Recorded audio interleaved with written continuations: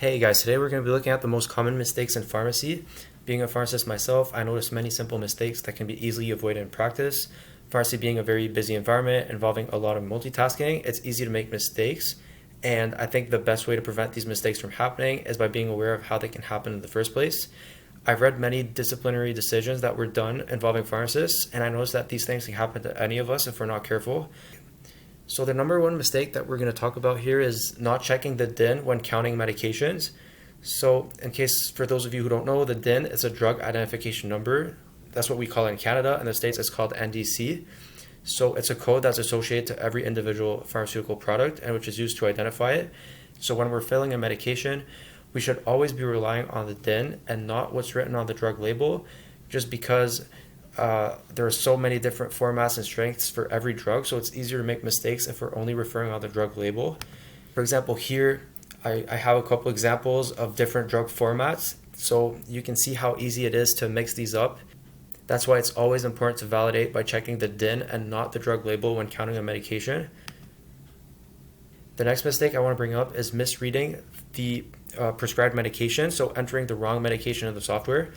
It's important to notice how our eyes can play tricks on us because a lot of medication names are very similar, and it's very important to make sure that when we're reading a prescription that we're reading it right. If we doubt what's written on the prescription, we should always validate the indication with the patient or either call the doctor's office just to make sure.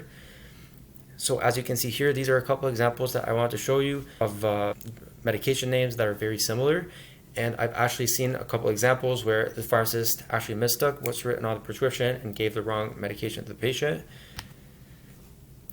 So guys, once we make sure we have the right medication, it's also important to make sure we're giving it to the right person. So always validate the person's address or either date of birth before handing out a medication.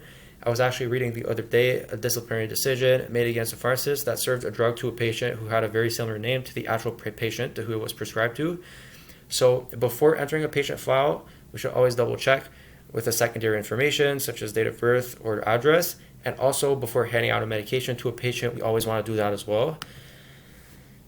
Next thing I want to bring up is mixing up units, such as mixing up milligrams for mils and vice versa. This can have very serious consequences, especially when it comes to medications such as methadone. Methadone, for example, here in Canada, the formats that we have available are 10 milligram per mil bottles.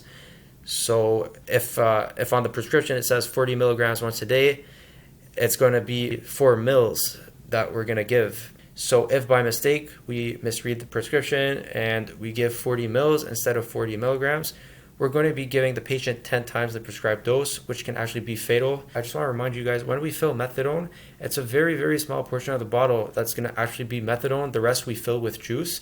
So if you notice that there's a lot of methadone at the bottle when you fill it, you have to wonder, is this actually the right dosage?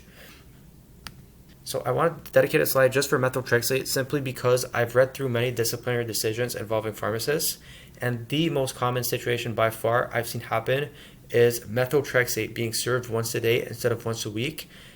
I can't tell you how often I've seen this mistake happen. So the most common situation I've seen this happen is when a patient takes medication in a dispo, and then the technician adds the medication to all the days instead of once a week, and then the pharmacist doesn't catch the mistake. It gets to the patient's hands, and once the patient takes it once daily, he usually winds up in the hospital, and that's how they discover the error. That's the most common scenario I've seen happen. Finally, another easy mistake that can be done is mixing up kilograms and pounds. Most drug dosages are based on weight in kilograms, so as soon as you see a weight given in pounds, you want to convert it to kilos. Always double check the weight with the patient because it happens that the doctor mixes up the weight units as well on the prescription. So if you're not sure, every pharmacy should have a scale to be able to measure the accurate weight of the patient. So guys, in summary, simple mistakes in pharmacy can have very serious consequences, as we just saw. You can never rush when analyzing medication.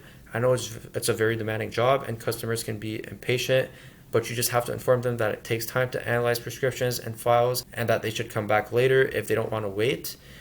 Pharmacy technicians don't have an easy job. Everyone makes mistakes, but the best way to prevent them is to be informed of how they can happen and what you can do to prevent them.